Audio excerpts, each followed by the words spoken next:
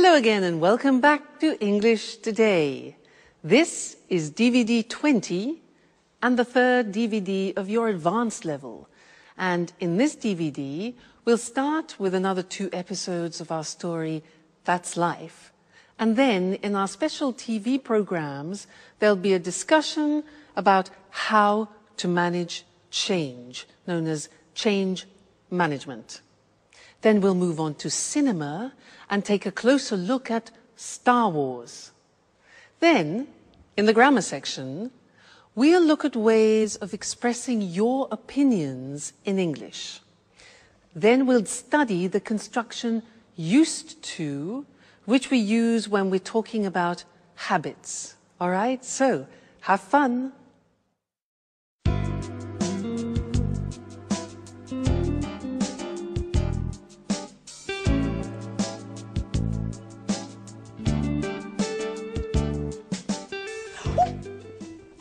Stop! Put that infernal gadget away. That's enough. There's a limit to everything, you know. Great. That's it, Anne. Go on like that. You are fantastic. Oh, fantastic, my eye. I told you to cut it out. Alice! Alice! Yes, Anne, what can I do for you? Stop laughing. Oh, Anne, and tell your director friend to give it a rest. And put away that damn video camera. I absolutely do not want to be filmed like this. Have I made myself perfectly clear? Hi, Alice. Hey. Good morning, Edward. Can't stop working, eh? What's on the menu for today's shoot? Wow, Anne, you look beautiful. Excuse me, could I use the bathroom for a moment? Thanks. Oh, calm down, Anne. None of these sessions are going to be shown for air. At least for now. What exactly does for now mean? Well, once all the material's been put in place, cut and edited, Edward's planning on showing it to a producer. If it's accepted, the idea is to go for our own TV program. Isn't that a great idea? What? Yeah. Producer? Television? Mm-hmm. Let me in, Jack. Let me in. No, let me in. Oh, oh, oh, let me in. Oh.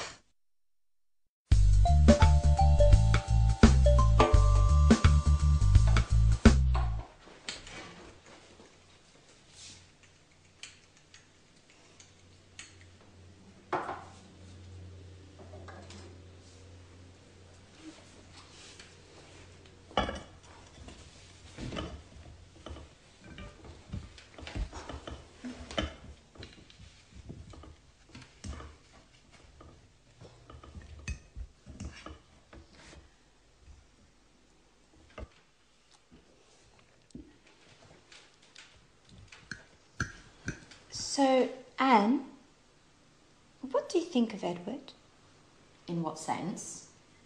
As a man or as a director? Do you really have to ask?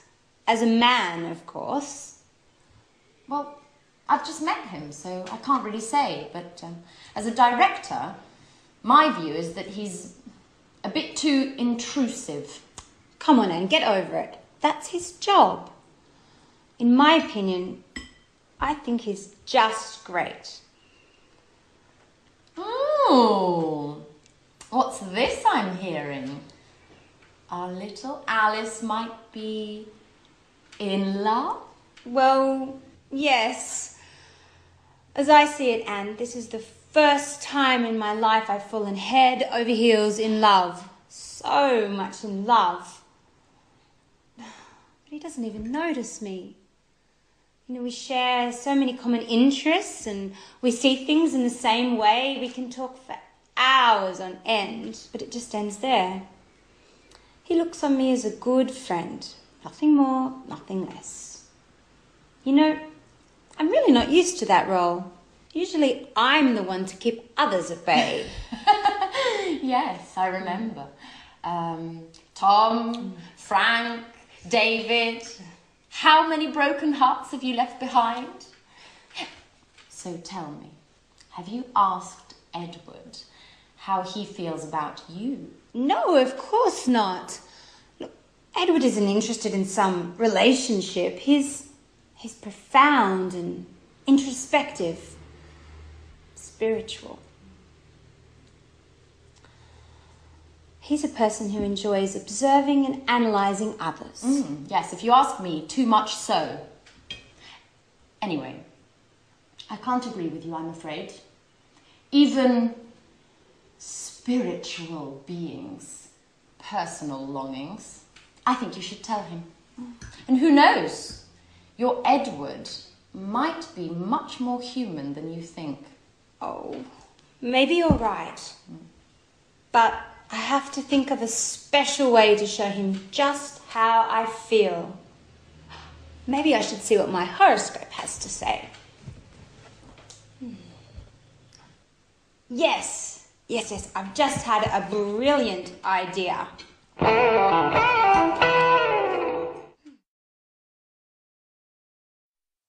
Hello again and welcome back to your live English language TV program.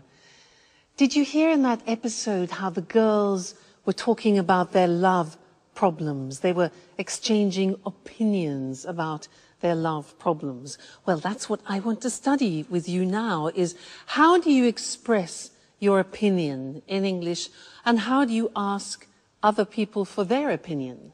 Now, to do this, I want to talk about an article which I read yesterday, in fact, in this magazine about women.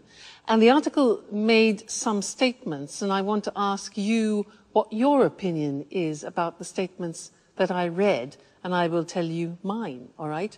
Well, I read this. Women are less rational than men. Women are less rational than men. What do you think about that?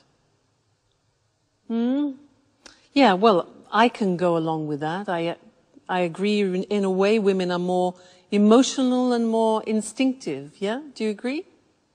Next thing. Other thing they said is women are less intelligent than men. Women are less intelligent than men. Now, what do you think about that? Well, I totally disagree with that. I don't know about you. Women are less intelligent than men. Who wrote this article? Men are stronger than women. Do you agree? Well, yeah, I mean, physically, men usually are stronger than women. Maybe emotionally and morally, we could debate the fact. Yeah? Maybe? Okay. Next one. Men make better leaders than women. Do you agree with that? Yeah, up to a point. I mean, most of the leaders in this world are men. But maybe it's because women haven't had enough chance to be leaders yet. Who knows? All right, and the last one is a woman's place. A woman's real place is in the home. What do you think about that? I totally agree. A woman's place should be in the home. This article. Let's move to language. Maybe it's better. Let's talk about the language we use when we give opinions. And let's use the screen. So, asking for somebody's opinion, how can you do that? Well, you can say, what do you think about that? What do you think about that? Simple question. Or, what's your opinion? We can also ask, what do you feel about that, which is more related to emotions rather than to the intellect. So, what do you feel about that? Or, what are your thoughts? What are your views about that? All right, so those are all ways of asking for somebody's opinion. When you want to give your opinion, you can say, I think, I feel, in my opinion, we should. My view is that we should, my view. Or as I see it, I think we should. All right, so that's giving opinions. Now, often you want to talk about agreement. Now, How do you ask a person for agreement? We don't say, "Are you agree?" Many languages translate that wrongly. It's not "are you agree," but "do you agree with me?" All right? Do you agree? Be careful. Do you agree? Another alternative is "do you go along?" Go along means have the same opinion. Do you go along with that? All right? Now, imagine that you want to agree totally with someone. Do you agree with that? Exactly. You can say, "I totally agree with you." "I completely agree with you." You can say, "Yeah, I go along with that. I agree with that." You can also say, "That's right," "exactly," or "absolutely." Those are all ways of agreeing totally. Now imagine that you agree sort of, you agree partially. The language here is, "Yeah, that's a good point, but I agree with you up to a point." I agree with you up to a point. So that's partial agreement, but not total agreement, all right? Now, disagreement. To be polite, you can say, "I can't agree with you, I'm afraid." If you say, "I don't agree with you," that's quite aggressive. So it's better to say, "I can't agree with you, I'm afraid," for example, if you're in a meeting. But if you want to be aggressive, you can say, "I totally disagree with you." All right, so that's an aggressive disagreement. And you could also say, "Oh, come on. Come on." All right? So there we looked at exchanging opinions, giving opinions, asking for opinions, and then talking about agreement, agreeing totally, partially, and disagreeing. I'm sure you'll find that very useful because it's what we do every day. All right? So happy practicing and see you in the next lesson. Bye.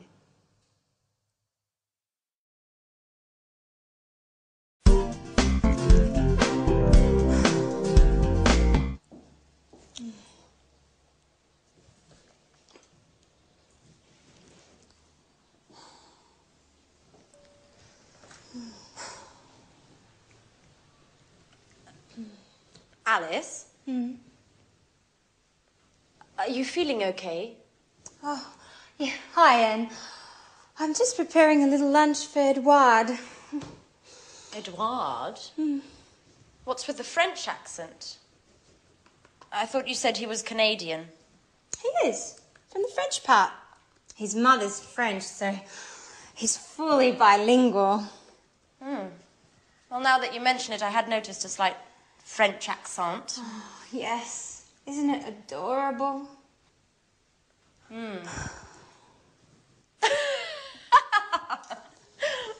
Well, I must say, love does work wonders.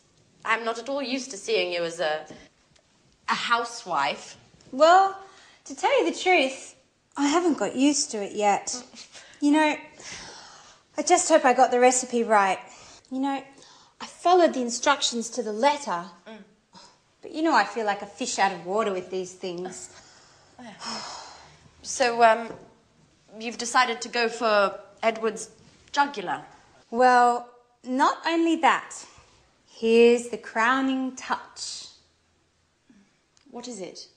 It's a Chinese fortune cookie with a little note inside. What a romantic idea. Do you think?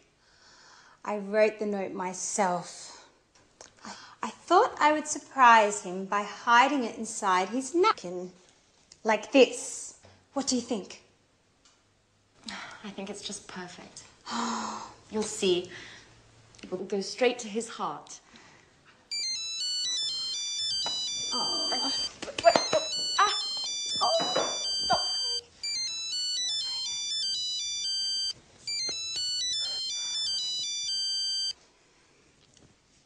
Hello? Yes, this is Alice. Oh, It's already come in. What? Oh, in half an hour? Yeah, okay. I'll be there in a few minutes. Anne? Could I borrow your car? Please? I have to go and pick up a packet my father sent me, but the post office closes in half an hour and I won't make it on foot. My car? You don't have a license? Oh, don't worry about it. I have it. And anyway, I always used to drive. You know, my dad's got a car just like yours. Okay, I'm off. Tell Edward I'll be back in a flash. Alice? Alice? But who's going to clean up this mess? Get used to it, Anne. It's the same old story. Now I'm late.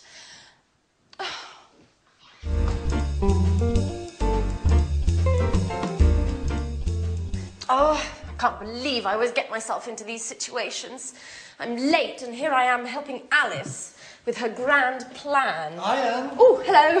Oh, that smells great. My compliments to the chef. Oh, no, Edward. It's not like you think. I have to go. I've got a meeting with my boss. Alice has just gone out.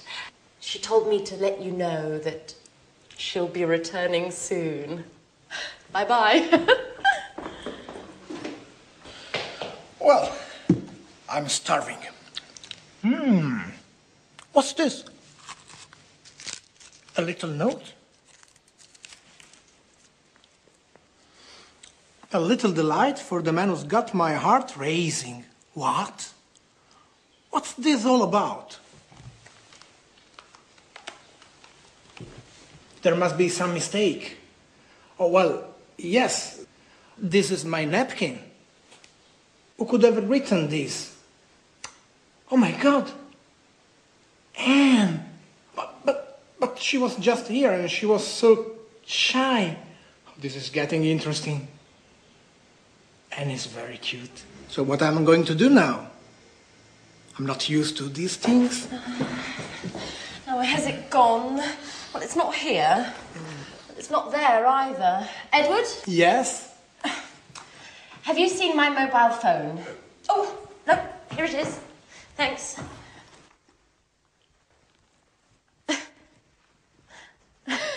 Pardon me. Why are you eyeing me like that? Nothing. Well, all right. I've got to run. Bye-bye. She's acting like nothing is happening at all. This is getting very interesting.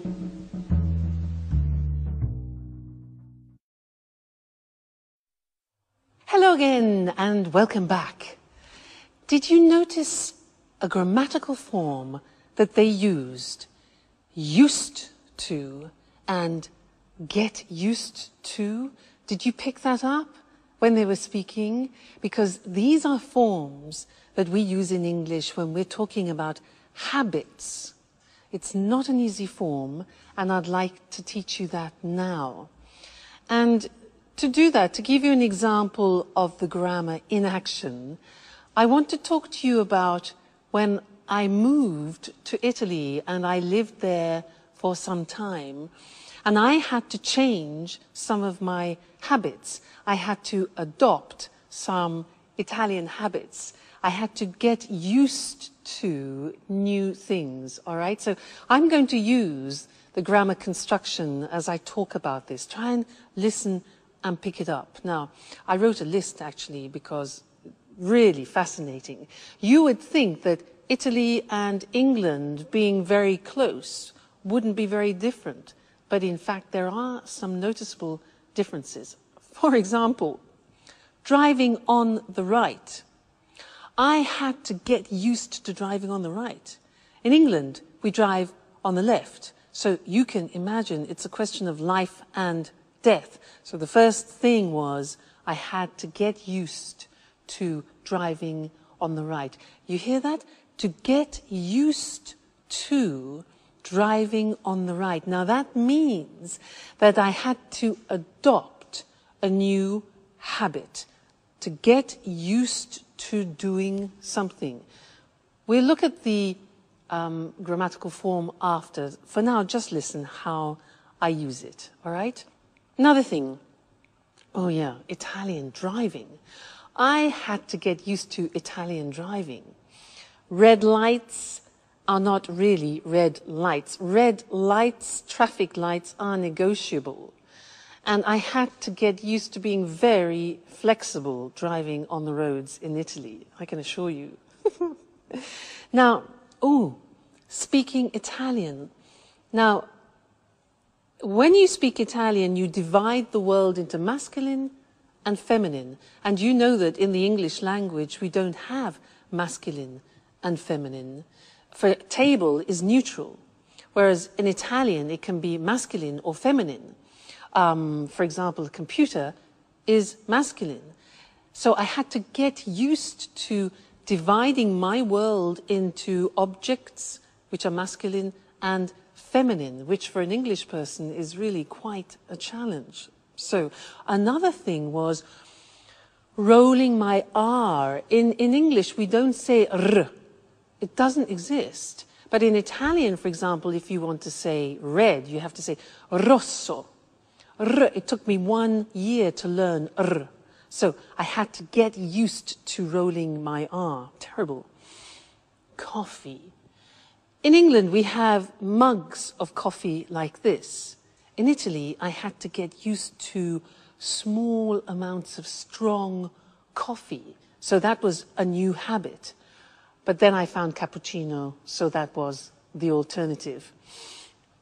And the last thing that I had to get used to was the Italians gesticulating. The Italians use many gestures like and they use their shoulders, and noises as well. And when I saw Italians in the street at the beginning, I thought they were always arguing. But in fact, they're not. It's a normal way for the Italians to gesticulate. So I had to get used to reading the language as not necessarily aggressive. All right, so that's some of the things I had to get used to, all right? Let's go and look at this grammatical form now because it's not easy to use, all right? Let's look at the screen. So to get used to is followed by the gerund form. And it describes this process of changing and taking on a new habit. Look at the examples. I'm getting used to speaking Italian every day. Used to speaking Italian. Now, we use the verb get used to, because it describes the process. And you can put the verb get into any tense, present tense, past tense, future, no problem. Here we have it in the present continuous. So, I'm getting used to speaking Italian every day. Listen to the pronunciation. I said used, with a T sound. Used, not used or used. Used. That's very important to distinguish it from the other verb, use. Okay? Used. The next example, I still haven't got used to driving on the right. Here we have it in the present perfect. I haven't got used to driving on the right. Next example, don't worry, you'll get used to it. For the future, you'll get used to it. All right, so here we have an example in the future, used to it, which is an object. In the past, I had to get used to it. In the question form, how long did it take to get used to? Okay, how long did it take to get used to? So, a difficult form. Now, let's move on to the next section, which is the verb to be used to. This is very interesting because when you change a habit, it's a process. But then when you have adopted the habit, it's a state. So we use the verb to be. The examples. I'm used to getting up early in the morning. That means that now I do it regularly with no problem. I am used. We use the verb to be for the state. He isn't, negative, used to working alone. In the past, I wasn't used to driving on the right. So here we have a state of a new habit using the verb to be. To get used to do something is adapting a new habit. It's the process. So that's a difficult grammatical form, but it's the only way in English that you can describe taking on new habits. So it's terribly important for you to learn. Don't worry, you'll get used to it slowly but surely. Okay, bye for now.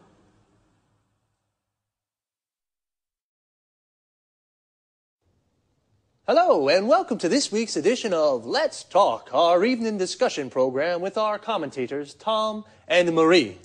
Good evening, everyone. Good evening. According to a recent report from the EU on the economies of the Eurozone, many companies are going through a difficult period. Senior managers are realizing that business as usual is no longer possible. Many companies need to embrace radical change in order to survive. What do you think about this situation? Well, it's true that today companies must face up to the fact that they may have to change the way they do business. New technology is making this change necessary, and new competition can result in a company having to completely rethink its business plan. I agree. Another example is when a company decides to enter a new market and becomes very successful. This success can require changes to the way the company does things. All these situations result in changes being needed to the way a company operates. It's not easy to make changes to the way a company operates and the way people work. How can a company do this successfully? Well, there's been a lot of research on this topic. It's called the change management process. I see. So what are the elements of a successful change management process? Where do you start? Well, it's important to analyze the situation carefully before embarking on a process of change. A good analyst will identify the key areas of a company's operations that need to be changed. Then an effective change strategy needs to be drawn up. This says exactly what needs to be changed. That's right. Input to the strategy can come from the management team or an external consultant. In addition, all the company's workers should be asked for ideas. Sorry, I don't quite follow that. Do you mean that the workers in a company should be able to decide what changes are made? No, that's not what I mean. Everyone in the company should be canvassed for suggestions on changes that could be made to the company. This enables employees to buy into the change process. They feel included and are more likely to implement the changes once they've been decided. Okay, I see. It's clear now. So, lots of people input into the change strategy. And what happens next? Well, now the strategy has to be implemented. It has to be put into action. This can be the most difficult stage of the change management process. Staff need to be told about the changes, and some may need training on new ways of doing things. A member of the management team should be available to answer questions from employees about the changes taking place. And once the changes have been implemented, is that it? No, it's not. It's very important to consolidate the changes to make sure that employees don't go back to the old way of doing things. A manager should be chosen to act as a champion for the changes and should collect feedback from the employees to see what they think about the changes. This champion should praise employees who have implemented the changes. Of course, it's very important to raise the morale of staff at this time. Otherwise, there is a risk that they'll revert back to the old way of doing things. So it's quite a complex process. Well, companies need to know about change management techniques in order to survive in today's rapidly changing markets. Thanks to Tom and Marie for their explanation on how to bring about change in a company. Goodbye, Eric. Goodbye. And goodbye, everyone, and see you again next week for another edition of Let's Talk.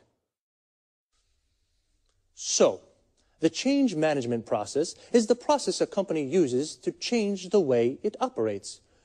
Due to new technologies and new competition, many companies have to rethink their business plan.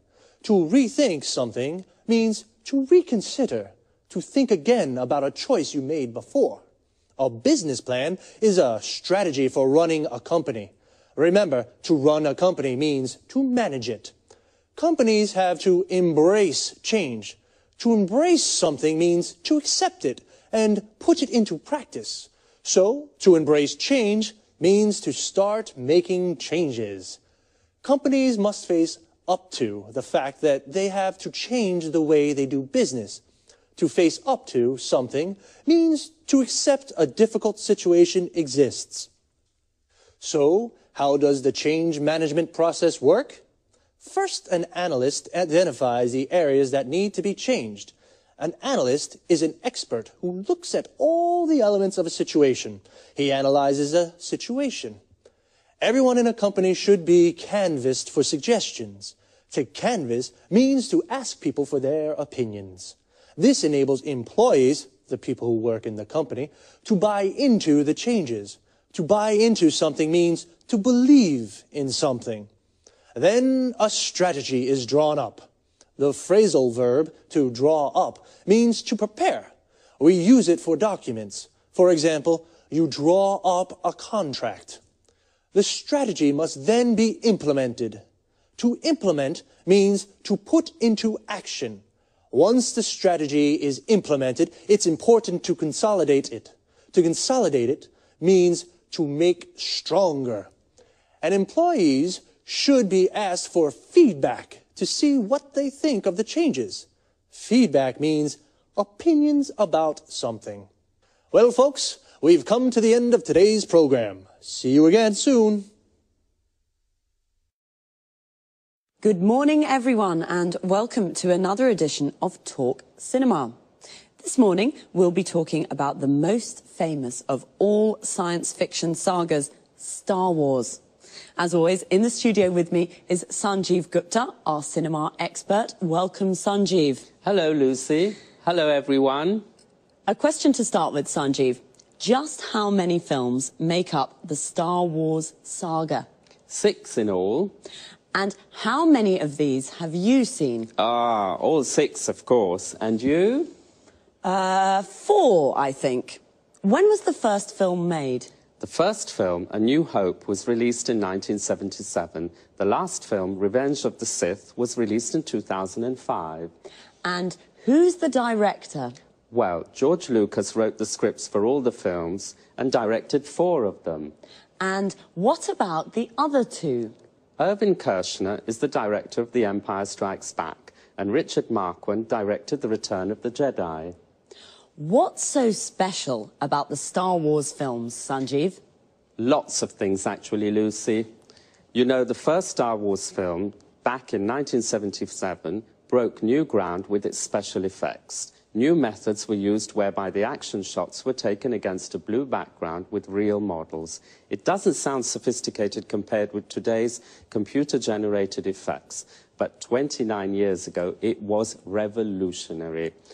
In fact, the amount of time Lucas spent on the special effects almost resulted in the film not being finished. Why do you think the films have been so enormously popular? We're dealing with science fiction here, but really the storylines in the films draw on themes common not only to science fiction, but also to classical mythology. Really? Interesting.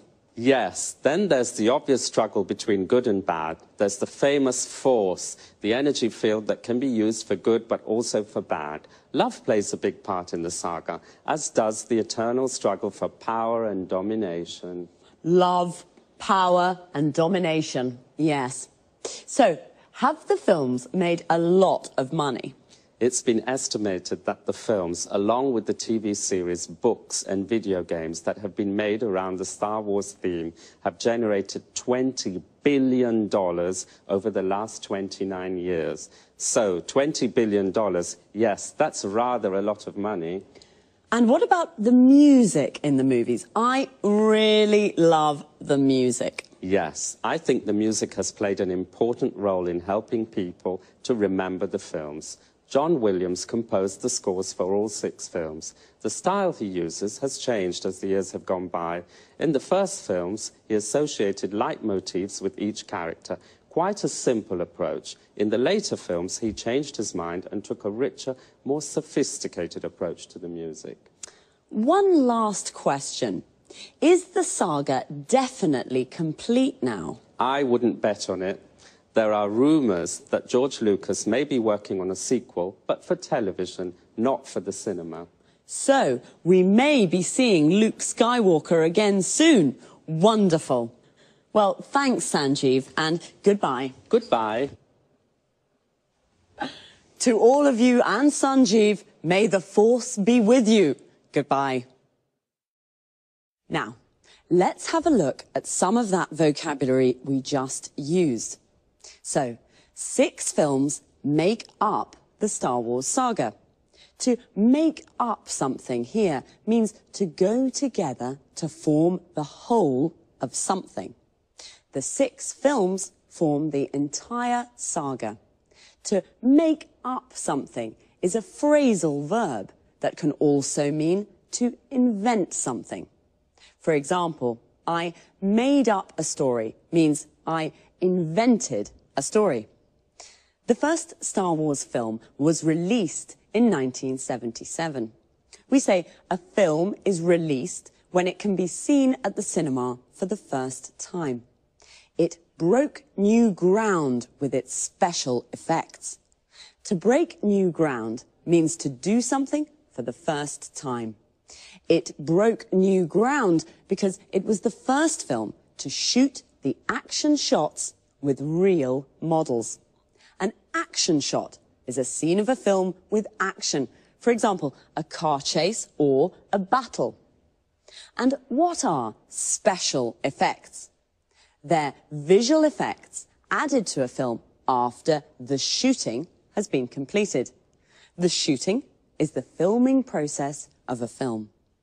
The special effects used in the first Star Wars films were not very sophisticated compared with the computer-generated effects of today's films. Computer-generated effects are special effects that are made using a computer. The soundtracks of the Star Wars films have also become very famous. The soundtrack of a film is its music. In the first films, John Williams, the composer of the soundtracks, associated leitmotifs with each character. A leitmotif is a reoccurring musical or visual theme associated with a particular character, situation, or emotion. Well, we have, as usual, run out of time, so goodbye for now.